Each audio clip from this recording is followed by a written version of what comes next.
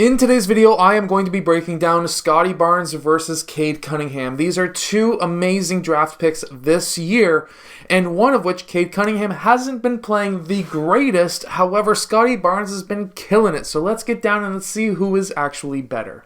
So one thing that's been really amazing about Scottie Barnes is his patience. When he drives towards the rim, he doesn't just look to throw up a shot. He looks to get a player who's on defense out of position. So what he does here is he drives on his defender, hops on 2 feet, and throws up a fake shot. He then pivots and creates space by pivoting into his defender. When he does that, he makes his defender back up, and then what he's able to do here is he's able to turn while facing away from the basket. He's able to turn and throw up a little bit of a baby hook over top of his defender. Now, you would normally think that would get blocked, but by going upper body, not shoulder, but upper body first, as we can see here when we zoom in, upper body into his chest, it makes him back up, makes him try to fake a call towards the referee, and then Scottie Barnes is able to get that shot over top of him. By getting that shot over top of him because he's unable to block it in that position. Here again, we're able to see his patience when posting up a player. He's able to wait for that help side defender to come over to double team him.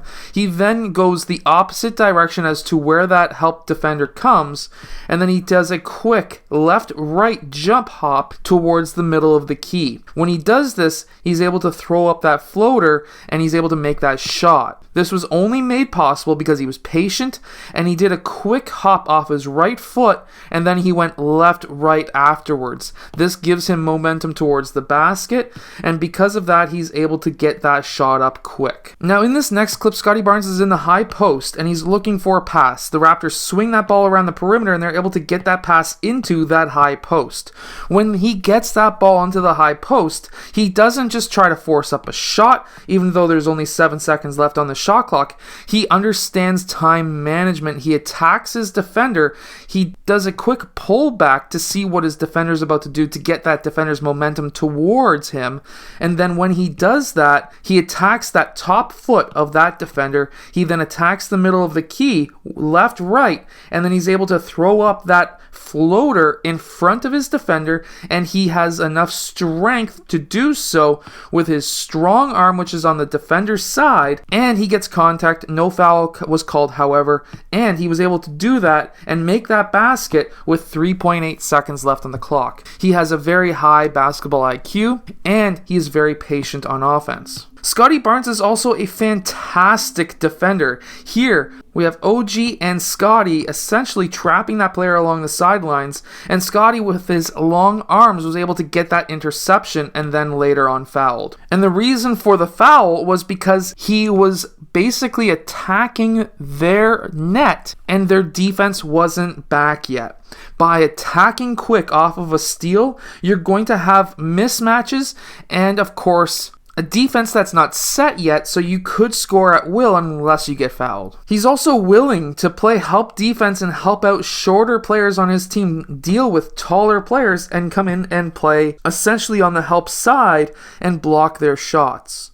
See, the thing with Scottie Barnes is even though he's only 6'9" roughly, he can go up against these taller defenders because he's got a 7'2" or 7'3" wingspan. And when you've got a wingspan that's longer than average, you can essentially jump to block a shot after the opponent has even released it in some cases, and that's going to allow you to block a lot of shots. Scottie Barnes also has the power and strength to score over top of 3 defenders in the low post, and we also see him able to run the floor quite well. Now here he did get fouled and he missed.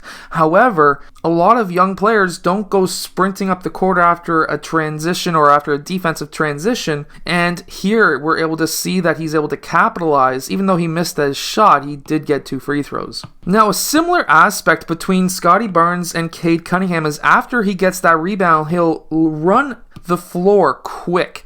Now here we can see that he passes far down the court, and of course we do see this with Scottie as well. So court vision and transition is very similar between these two. Defensive capabilities, at least when it comes to the half-court defense, is very strong with both. However, when it comes to these one-handed passes, we do see that Cade Cunningham occasionally gets intercepted, while Scottie Barnes hasn't really had that issue of yet. Now, we don't see Scottie Barnes using a ton of screens. He's more of an isolation offensive player. However, here we can see that Cade Cunningham is very good with the screen and roll. Now, the reason why I'm saying he's really good with the screen and roll is there's 3 ways of playing a screen and roll. So, of course, what can your defender do? Well, first off, your defender can go over top of the screen, your defender can go underneath the screen, or he can try to cut off the screen and get through before you get through, and there's a few different ways you can play this.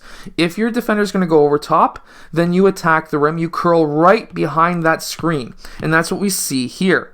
He curls right behind it. The other option, and we've seen this with Cade Cunningham, is the defender can go underneath and then you would pop up for a shot. The other option is if this defender cuts through to try and cut off the screen, then you would then cut back the opposite way, attack the rim, take a 3, whatever it may be. Now, of course, there's always that option when you do get that switch, and of course, if you're playing against like a Raptors team, or even Brooklyn in many cases, they'll switch. And when we see that with Cade Cunningham, we'll see that there is usually a height advantage. Cade Cunningham does have a good height to him, and here he's able to capitalize on that because what he's seen was this defender was worried about Cade Cunningham's drive. He was giving him space, so Cade Cunningham decided to pull up for a 3, and that is something that Scottie Barnes doesn't have in his bag just as of yet. Cade Cunningham still has a much better 3-point shot than Scottie Barnes. And we see this over and over again with Cade Cunningham. He has a much higher percentage right now. When it comes to the future, it's going to be interesting to see which shooter will actually be better. However, when it comes to transition, I've mentioned this before, when it comes to two-handed passes, Cade Cunningham is very good. Cade Cunningham's basketball IQ on the offensive side is also very strong. So when he attacks the rim and the baseline defender in a zone pops up to defend him, and he's got teammates who are also smart, who read the defense, who cut baseline, he's able to find them on those cuts, which is very good. He also has handles. He's not very quick, but he's able to use his size to get past smaller defenders. Sorry, Seth Curry. And we can also see that he's got a logo range as well. I'm not too sure how accurate it will be yet. He hasn't shot many from the logo, but it is interesting. And this is why I say you don't need anything fancy. Here we just see a quick in and out crossover jab when then he's able to attack the middle of the key and get a contested layup. I've always said this, you don't need to be flashy, you just need quick jab cross moves to be able to get to the rim easily. There's nothing special about needing to get to the rim. So when it comes to Scottie Barnes versus Cade Cunningham, we can see that both players are very good with finishing around the rim. Scottie Barnes does show that he is more patient when it comes to his offense. Cade Cunningham wants to really attack hard. He's more of a attack score first type of player versus Scottie Barnes, who is more of a pass first. However, they are both able to pass very well. Scottie Barnes being much better when it comes to a one-handed pass versus a 2. And then when it comes to shooting, Cade Cunningham is much better at this point in time, but there is nothing wrong with Scottie Barnes' shooting form, so I would basically assume that Scottie Barnes is going to be improving drastically very soon. Anyways, between these two players, I think that they are both a candidate on an average year to be a number 1 draft pick. However, Scottie Barnes was number 4, Cade Cunningham was number 1, so it'll be interesting to see what happens going into the future. Personally, right now, as a Toronto Raptors fan, I'm going to say that Scottie Barnes is better, and he would have made both teams extremely good.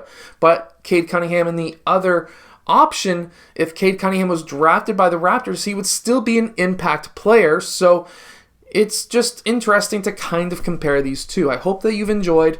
If you have, hit that like button, subscribe, and I'll see you guys again next time.